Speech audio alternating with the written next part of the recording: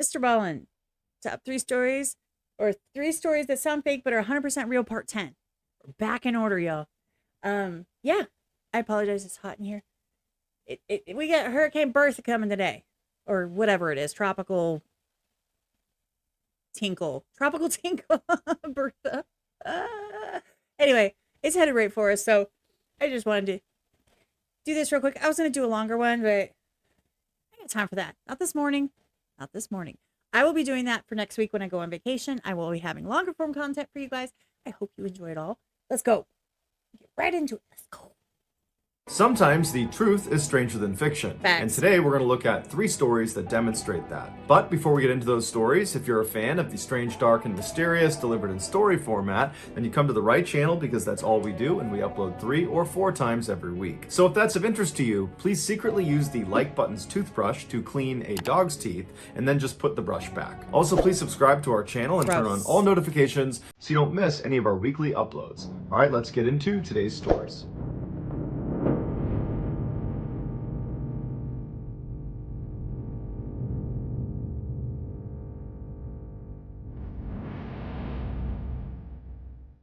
In 1956, the SS Andrea Doria, which was a beautiful ocean liner, was considered to be Italy's largest, fastest, and safest ship. But those things would not be what this ship was remembered for. On July 25th of that year, the ship was sailing towards the east coast of the United States when it ran into some very heavy fog. And so, following procedure, the captain slowed the vessel down and turned on their fog whistle. A little while later, another vessel, the Swedish ocean liner called the SS Stockholm, entered the fog as well, but they were unaware of Andrea Doria's position.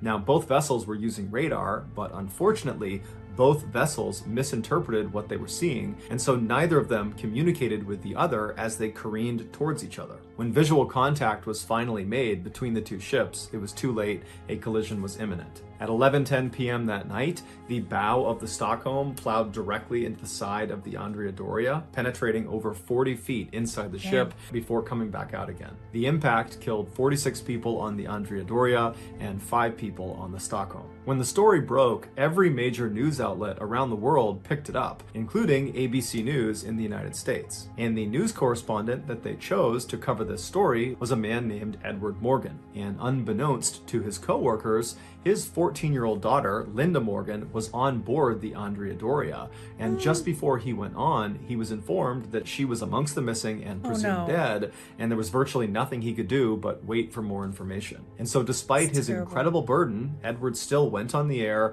and reported the story without ever losing his composure and without ever mentioning his daughter. But after he got off the air, another story began to develop about the crash. Apparently, a girl who was asleep in one of the rooms on the Andrea Doria that experienced a direct hit from the Stockholm woke up after the crash and didn't know where she was, and she began yelling out for her mother. Meanwhile, a man on board the Stockholm heard the girl's cries, and he ran towards the front of the Stockholm, which is where he heard these cries coming from, and when he got up there, he couldn't believe what he was seeing. Perched on the destroyed bow of the Stockholm was a bed, and on that bed was a relatively unhurt 14-year-old girl named Linda Morgan. It would turn out when the Stockholm penetrated into the Andrea Doria, the bow of the Stockholm scooped the bed Linda Morgan was on up and kind of dragged her into the ship, and then when it retracted out of the Andrea Doria, it brought that bed and Linda Morgan with it. When Edward Morgan found out that his daughter was the so-called miracle girl,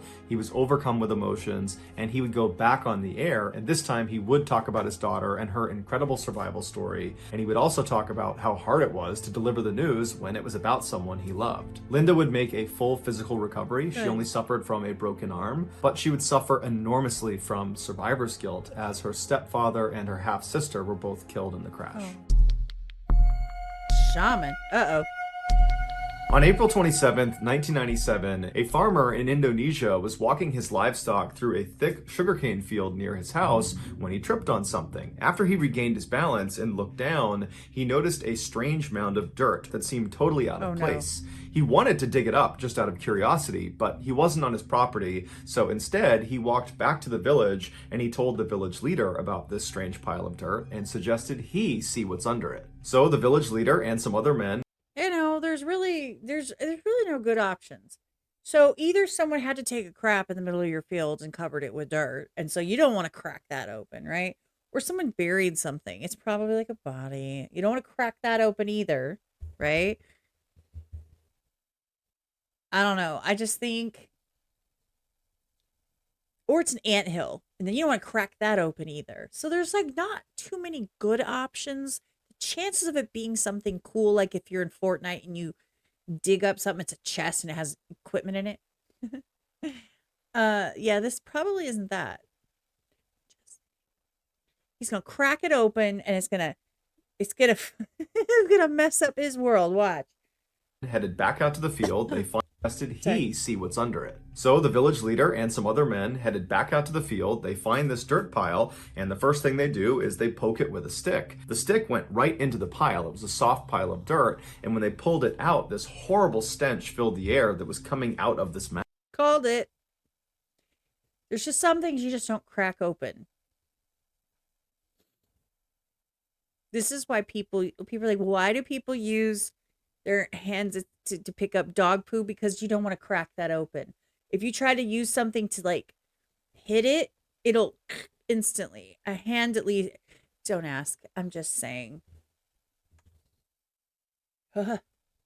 Pile of dirt, and when they pulled it out, this horrible stench filled the air that was coming out of this mound. Body? Worried about what they might find underneath this pile, the men decide to leave it alone and go back to the village and tell authorities about it, and the authorities promptly tell them to go back out there and uncover this thing and tell them what they find. And so the village leader and some more men head back out to the field and they start digging. And pretty quickly, their shovels strike something that's fairly soft inside of this mound. And so after delicately removing some more dirt, they discover a woman's face is looking right back at them. It appeared she had been buried up to her neck, and then someone had just thrown dirt on top of her head. At this point, the authorities did come out, and they were able to identify the body as belonging to a 21-year-old local woman named Dewey.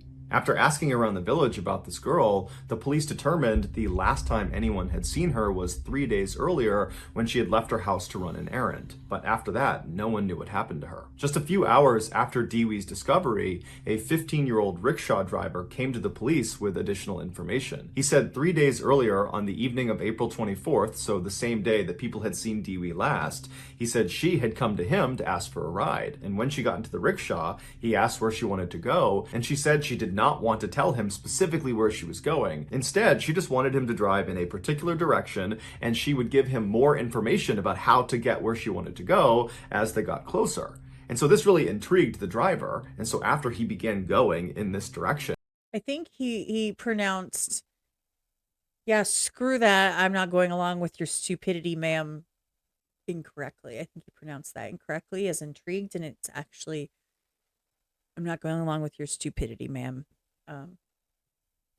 Yeah, I'm just saying he pronounced it wrong. I just wanted to correct him. I think that's also known as fuck that. No. If someone's like, well, I want you to drive me somewhere, but I don't want to tell you where, but I'll tell you as we go, be like, well, that sounds fun. I mean, if that's your idea of fun. I'm not going to fun shame you. closer. And so this really intrigued the driver. And so after he began going in this direction, he turned to her again and said, can you tell me anything more about where we're going? This is really weird that you're not giving me any more information. And so finally, Dewey relented and she told him she was going to see the shaman. A shaman, in simple terms, is someone who uses magic to cure the sick. The driver did think it was odd that this girl was going to see the shaman in the middle of the night and she was being so secretive about it, but after he dropped her off, he hadn't given it much thought until he found out she had died. The police approached the shaman, who was 45-year-old Ahmad Siraji, and they asked him if he had been with Dewey on the night of April 24th. Initially, Siraji said no, he had not been with her, and he had no idea what happened to her, but after That's not suspicious. By the way, just let me say this. It's a rickshaw. By the previous part of this, it was a rickshaw. So he's using his feet. He's running around. He's running. So, I mean, just say it. I think she was in a compromised way. He looks suspicious. Initially, Siraji said no, he had not been with her and he had no idea what happened to her. But after police searched his house and found Dewee's belongings inside, Siraji said, "Okay, I've been lying and I have a confession to make." And he would very nonchalantly tell police that not only had he killed Dewey, he had also killed dozens of other women the same way and buried them in the sugarcane field. And so the police went out to the field and started looking around, and they found all these mounds of dirt all over the place, and under them were women buried up to their neck. After No the one excavation noticed. was all done, the police believed they found the bodies of 42 different women, but truthfully, that was just a guess. They believed there could be more. During his trial, Siraji explained in detail why he did the things he did. He said back in 1986, so 11 years earlier, he had this vivid dream where his deceased father came to him and instructed him to drink the saliva of 70 women. And if he did that, he would become. Bro. I've had this discussion with my daughter. I absolutely despise saliva. Drool is there was a Warehouse 13 episode where one of the characters did this, touched this item that made her drool nonstop. I was literally gagging. It was just, she would open her mouth and it would pour. All I can think of, it's warm. Oh God. It's warm. It doesn't have it, hopefully, a smell, but it doesn't not have a smell. It's like water doesn't have a smell, but it also doesn't not have a smell. And it's been inside someone. Ugh. And then I think of like wet, sloppy kiss. It's just disgust. Drool and saliva are nasty. To me, that is one of the most disgusting things. Oh God, I'm getting the shivers, just cringing over this. I don't want to rewind it because I don't want to hear him say it again. Oh God, that's so nasty. And instructed him to drink the saliva of 70 women. And if he did that, he would become immortal. When Siraji woke up, he didn't chalk up this experience as just a strange dream. He believed he had just had a real interaction with the spirit of his dead father, and so he decided he would do as he was told.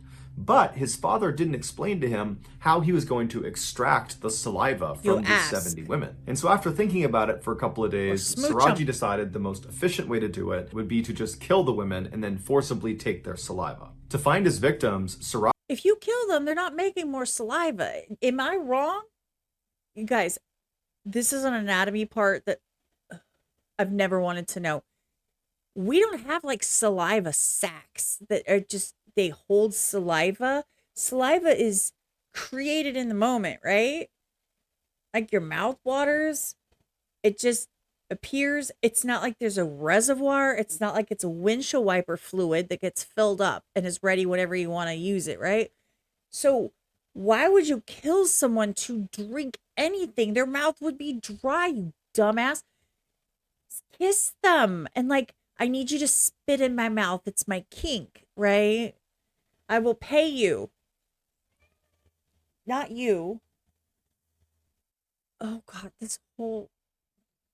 I'd be like, I'd rather die. I'd rather die.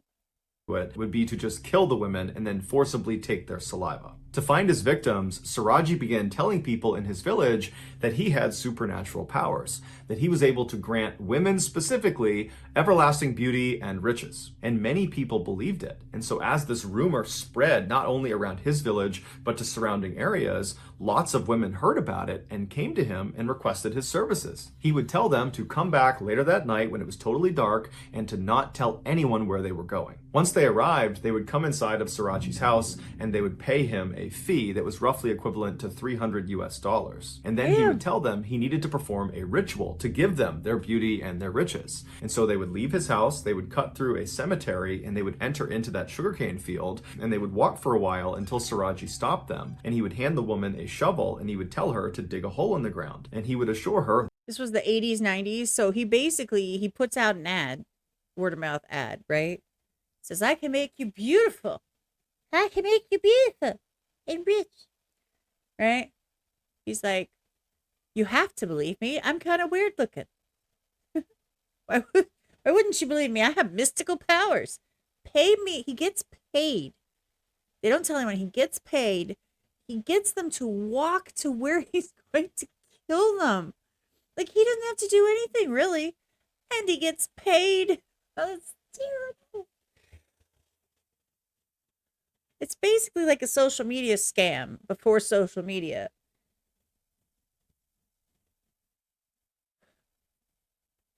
Scam. It's terrible. What's even worse is that he probably really was drinking there. Stop them, and he would hand the woman a shovel, and he would tell her to dig a hole in the ground, and he would assure her They dug their own grave. What the actual fuck? Okay. Ladies. Ladies. Who would do anything. Did you know, I found out last night, I was yesterday old to fun, I found out that BBLs stink. Did you know that? I didn't know that. I don't know people walking around with fake asses that smell like worse, like rotting flesh. That's good to know. Stop doing stupid shit. You're beautiful just the way you are. Just love who you are.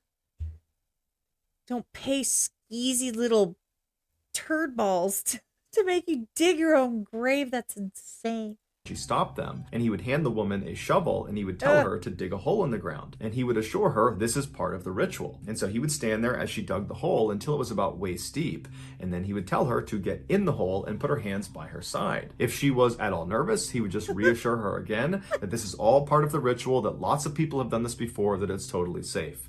And so she'd get in the hole, she'd put her hands by her side, Siraji would take the shovel, and he would fill the hole back in until she was completely immobilized, and then at this point, Siraji would pull out a cable, he would wrap it around their neck, and he would strangle them to death. And then once they were dead, he would pull their body out of the hole, and then he would forcibly extract their saliva. And then after that, he would take the shovel again and dig the hole a little bit deeper, and then he would put the body back inside the hole, making sure their head was still sticking out of the ground. And he would orient them so their face was looking towards his house, because he believed having these women constantly looking at him at all hours of the day gave him more power. He said as for Dewey, when she first came to his house and she had paid that fee, she was worried about leaving and going and doing this ritual. It scared her. And so Siraji told her to wait, and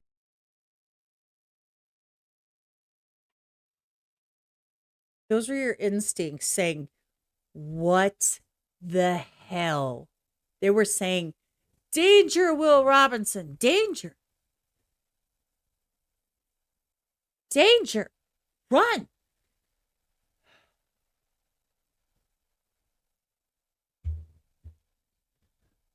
But, you know, anything for beauty. worried about leaving and going and doing this ritual. It scared As one her. should And so be. Siraji told her to wait, and he went into the other room where his wife was, and he told her that, hey, I'm gonna go. What? He's married? He's what? Oh my God. What does his wife think he's doing? You better be sharing that saliva with me. Oh, ew, so nasty. He's married. And all these women are coming to be like, make me beautiful. And his wife is just like, whatever, they're paying $300. I don't give a shit. He told her to wait, and he went into the other room where his wife was, and he told her that, hey, I'm gonna go kill this girl, and I need your help. I need you to calm her down. And his wife, Oh, of course she's in on it. Fucking crazy hoe. and he told her that, hey, I'm gonna go kill this girl, and I need your help. I need you to calm her down. And his wife, who had no idea her husband was a mass murderer, just immediately went along with it. She came back into the room, and she assured Dewey that everything was totally fine. They had done this before. It was all gonna be perfectly safe. And she even said she would come with them to do this ritual. And so at this, Dewey was much more calm, and she agreed to go. And so the trio left the house, they went through the cemetery, out to the field, and then only 2 people came back. Siraji was executed in 2008 by firing squad, and his wife was sentenced to life in prison. Good. Fuckers. Around midnight on September 3rd, 1986, Doug Wells and his wife Kristen were pulling onto their street in western Montana when they noticed a camper parked in front of their house. Neither of them recognized the camper, and so when they pulled into their driveway, Doug got out and walked over and looked inside to see if anyone was in there. And there was a man sleeping in the front seat. Doug didn't wake him up. Instead, he went back to his wife. They talked about it, and they decided that this man must have just randomly parked in front of their house, and that most likely the next day he would leave. And so the couple went inside their house and they began getting ready for bed. At some point, Doug rounded up all the trash inside of the house and was going to bring it outside to put into the trash bin. And when he went outside, standing in his front lawn is the same guy who was just sleeping inside of the camper. And so Doug very cautiously goes down the front steps and he yells out to this guy and says, what are you doing here? And immediately the man put his hands up and said he meant no harm. He said his name was Wayne Nance, and he actually worked with Doug's wife, Kristen, at the furniture store in town. Wayne went on to say that he happened to be driving down their street earlier that day, and he spotted someone standing outside one of their windows looking in their house, and he knew it was Kristen's house, and he looked in their driveway, and he saw that Kristen wasn't home, and it looked like nobody was home, and so he decided he would just park out front and try to scare off this person and wait for Kristen to get back. But by the time Kristen got back, he had fallen asleep. Doug was totally caught off guard by this whole situation. The idea that there's this guy on his property talking about another guy that was lurking around his property. And so he asked Wayne, did you see this guy again after that first time you saw him? And Wayne said, no, he hadn't, but he didn't have a flashlight. And so maybe if Doug went in the house and got some flashlights, the two of them could walk the property and make sure nobody was there. Doug thanked him for the offer and said, okay, well, why don't you come in the house and I'll go look for those flashlights. Oh, no. And so Doug led the way inside of his house, and as soon as Wayne got in the house and shut the front door behind him, he pulled out a metal pipe he was hiding and smashed Doug over the back of the head. Doug turned around and Wayne hit him again over the face, and before long the two of them were struggling on the ground. Kristen, who was upstairs, heard the commotion, and she came running down the stairs, and she sees at the bottom her husband, who's bleeding profusely from his head. He's covering himself up on the ground, while Wayne, her co-worker, is standing over him, punching and kicking him. Before Kristen could do anything, Wayne noticed her up on the stairs, and he drew a pistol and aimed it at her and told her to come down here and tie up your husband's arms and legs. Kristen, who's in shock, is just hoping this was just a robbery and that they would have their lives spared. And so she does as she's told. She walks down. Wayne throws her some cord. She ties up her husband's arms and legs. And then afterwards, Wayne leads Kristen back upstairs to the bedroom where he ties her up as well. After that, Wayne went back down to the main floor where Doug was still laying on the ground, and he grabbed Doug by the legs and he pulled him down the flight of stairs to the basement where he tied him up to a pole. And then he savagely beat him with the pipe before Wayne pulled out an 8-inch blade and plunged it directly into Doug's chest all the way in. And then when he pulled it out again, Doug slumped over. Wayne went back upstairs all the way to the second floor to check on Kristen, and he saw she had managed to get partially out of her restraints, and she was check on her, my ass. I want to know the why. If they leave this story without telling me why, I'm going to crash out, as the kids say. Crash out.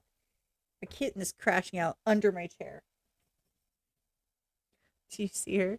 If you see her, she'll be running back and forth over here. Anyway, was he obsessed with her? Did he want money? Did someone offend him? What's the motive here? Check on her, my ass. in. And then when he pulled it out again, Doug slumped over. Wayne went back upstairs all the way to the second floor to check on Kristen, and he saw she had managed to get partially out of her restraints, and she was reaching for the landline, and so he jumped on top of her and managed to restrain her all over again. And then after he was confident in her restraints, he went back downstairs to make sure Doug was dead. When he got down there, he saw Doug was still slouched over in the same position he had left him, and so Wayne assumed Doug must be dead, and Wayne went back upstairs to assault Kristen. You know what they say about assuming. And you hear what he just said, to assault Kristen. So yeah, checking on her. My ass. Him, and so Wayne assumed Doug must be dead. He would have just killed her. Wayne went back upstairs to assault Kristen. But Wayne was wrong. Doug wasn't dead. And after Wayne went upstairs that second time, Doug, despite his horrific head and chest injuries, managed to wriggle out of his restraints and then hobbled over to a workbench where he had a rifle laying out because Doug was actually a gunsmith. And so he took the rifle and he loaded it with the one round he found on the table, and then he walked over to the base of the stairs, he raised his rifle, and he made his way up to the main floor. He didn't come in contact with Wayne, and he looked around the first floor, he didn't see him, and he heard his wife screaming upstairs. And so he made his way to the next set of stairs and began walking up with his rifle raised. At the top of the stairs to the second floor, there was a hallway that ran right and left out of sight. And so as Doug is making his way up, he can hear off to the left, out of view, his wife screaming in the bedroom, and he can hear the sound of very heavy footsteps running down the hall towards the landing where he is. And so Doug positioned himself in the stairwell, he took aim about chest height with his rifle, and he waited for their attacker to show himself. And so as soon as Wayne came flying around the corner with his knife in his hand, Doug just fired one shot that struck him right in the stomach. Wayne fell backwards, totally shocked at what had just happened. He began to stagger, and Doug, meanwhile, turned his rifle around like a baseball bat because he didn't have any more rounds, and he just starts walking down the hall, smashing Wayne as Wayne continues to stumble and fall and try to run away from Doug. And finally, he gets away from Doug, charges into the bedroom where Kristen is, and he grabs his pistol, and he turns around and he fires 3 shots towards the door where Doug is now standing.